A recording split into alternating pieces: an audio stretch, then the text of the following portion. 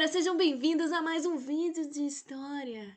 O vídeo mais aguardado da semana está aqui agora para vocês em primeira mão, então vamos nessa. Seguinte, galera, vamos continuar falando sobre a Alta Idade Média. Dessa vez a gente vai fechar essa primeira parte, né, para começar a falar da Baixa Idade Média. Então, agora, se você não lembra do que a gente estava falando, volta lá nos vídeos anteriores para você dar uma revisada, tá? E agora vamos falar das principais características do feudalismo. Essa forma política, né, esse modelo político, social e econômico que a gente tem tanto falado, certo? Vamos lá. Seguinte. Nesse vídeo de hoje, a gente vai falar sobre as características gerais do feudalismo, né? Vocês já devem estar carecas de saber que é um modelo político, social e econômico que vai fazer aí parte da sociedade medieval, né? O período que a gente está estudando. Agora a gente vai separar essas características em 3 grupos, né? Vamos falar primeiro de política, depois de economia e, por fim, sociedade. Na verdade, agora eu não lembro se está nessa ordem mesmo, mas vamos lá. Pega o seu caderno e começa a anotar, meu filho. Bora! Seguinte. Vamos começar a falar sobre política, né? A política durante a Idade Média. Como que ela era? Vamos relembrar que, durante o Império Carolíngio, o poder ele era centralizado na mão de uma única pessoa, né? No caso aí, falando do Império Carolíngio, o próprio Carlos Magno, o imperador, ele tinha o poder absoluto sobre o seu reino. Apesar dele dividir, né, o território entre pessoas de sua confiança, né, a nobreza feudal, que vai virar nobreza feudal, ele tinha um poder centralizado, era ele que mandava no reino todo. Por isso que eu peguei aí coloquei essa esfera para vocês entenderem que era uma unidade, era um único território na mão de uma única pessoa. Por isso que a gente fala de unidade, beleza?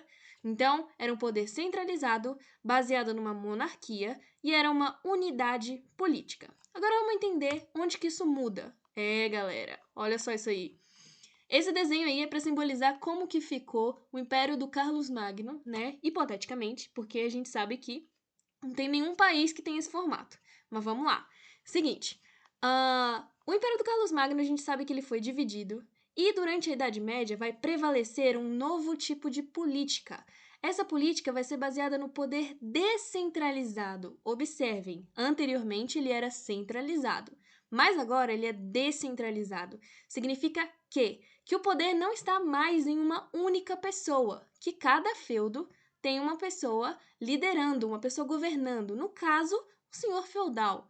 Professora, mas e os reis? Sim, galera, os reis eles vão continuar existindo, beleza? Só que agora eles não vão ser os únicos governantes do reino, né, do território. Agora eles vão ser tão governantes quanto os senhores feudais. É como se os senhores feudais também fossem mini-reis, como se cada feudo fosse um mini-reino. Vocês percebem que agora não tem uma unidade territorial? Não tem nenhuma unidade territorial e nem o poder na mão de uma pessoa só. Agora é um poder descentralizado, né, que se autogoverna, ou seja, eles são autônomos, não dependem de ninguém. E agora nós temos 2 lideranças, temos os senhores feudais e os reis, cada um governando no seu próprio feudo. Beleza? Ficou claro? Bora nessa. Seguinte, agora vamos falar da sociedade. Como que era essa sociedade medieval, professora? Como que funcionava? Já vou dizer, meu caro aluno. Essa sociedade era chamada de sociedade estamental. Como assim, professora? Era uma sociedade dividida, né, em estamentos, vamos dizer assim. E esses estamentos, essas divisões sociais, elas eram baseadas na origem, ou seja, dependendo de onde você, da família que você nasce, você vai ter uma função diferente nessa sociedade. Então, é uma sociedade baseada na origem, de onde você vem, qual que é a sua origem familiar, e a partir disso você vai ter uma função nessa sociedade. É assim que a gente fala da sociedade estamental, a sociedade que vai rodar aí, vai girar em torno aí a Idade Média. Seguinte, professora, de forma mais clara, nós temos aqui essa pirâmide para simbolizar essa sociedade.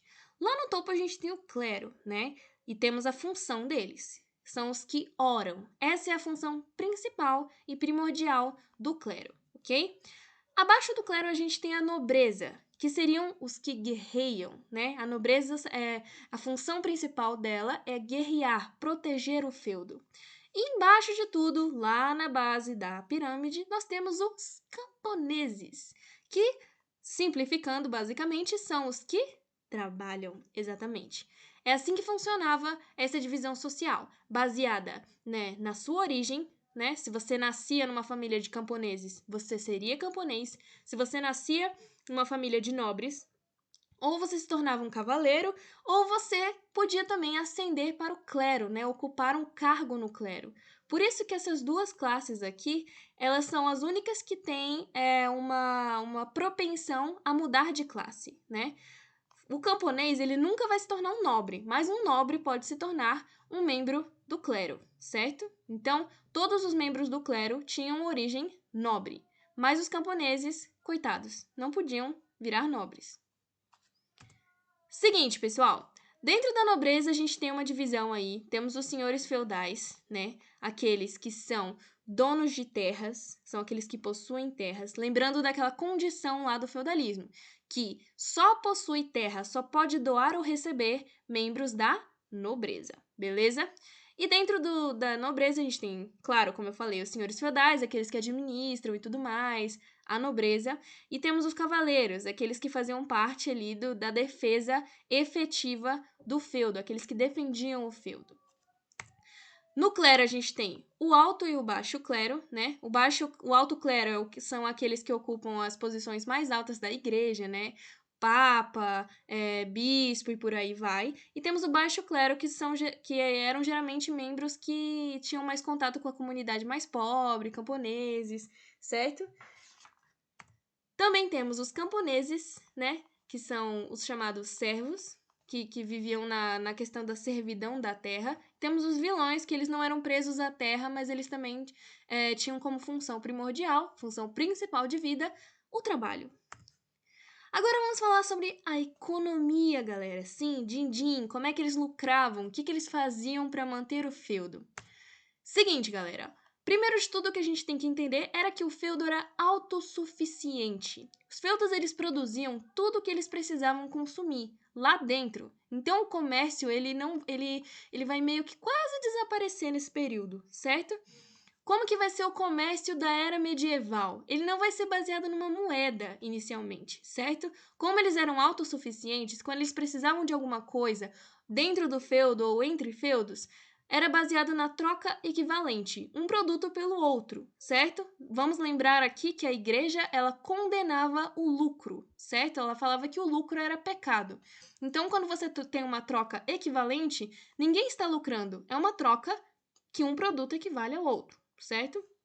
Outra característica dessa economia, galera, essa produção do feudo, a produção que eles vão ter dentro desse ambiente, vai ser uma produção de subsistência. Mas o que isso significa? Subsistência é para consumo próprio, é para sobrevivência. Eles produziam o que eles precisavam e não sobrava, vamos dizer assim. Eles produziam o suficiente para manter o feudo, para manter todas as pessoas que estavam ali. Eles produziam com esse objetivo, certo? E a principal forma de economia era a agricultura, o pastoreio, né? O cuidado com animais. Como é que fala? Eles tinham boi, vaca, ovelha e tudo mais, eles pastoreavam, né? E tinha também o artesanato, mas em menor escala. Beleza? Vamos nessa. Seguinte, como que funcionava a produção no feudo? No feudo aí tem um exemplozinho, um desenho que eu peguei pra vocês. O feudo ele se dividia em 3 territórios basicamente. Ó, a gente tem o manso senhorial, que era o quê? Era um território que pertencia exclusivamente ao senhor e nela trabalhavam os servos e camponeses para produzir tudo quanto o senhor e os seus dependentes necessitavam, certo? Então era lá a terra que lembra daquelas taxas e daqueles tributos que eles tinham que pagar, os servos? Então, lembra que eles tinham que trabalhar na terra do senhor alguns dias da semana? É nessa terra aí, é no manso senhorial, certo?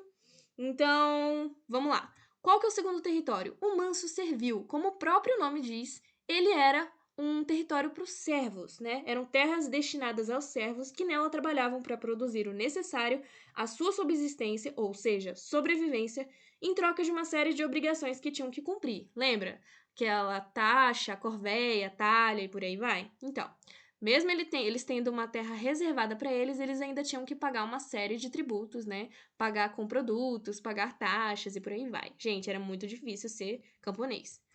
E a gente tem também o manso comunal. Comunal, que significa aí comum. Era uma terra comum para todos. Local onde se retiravam produtos que serviam tanto para os senhores quanto para os seus servos, tais como mel, frutos, raiz e tudo mais.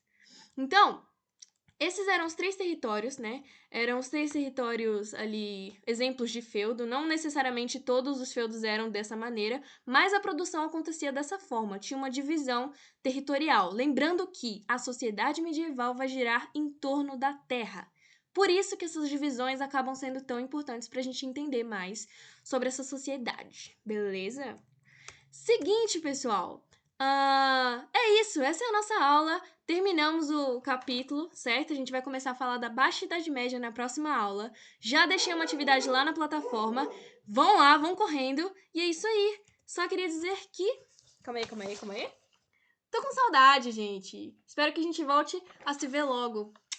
Não tô gostando disso, tô com saudade. Beijo.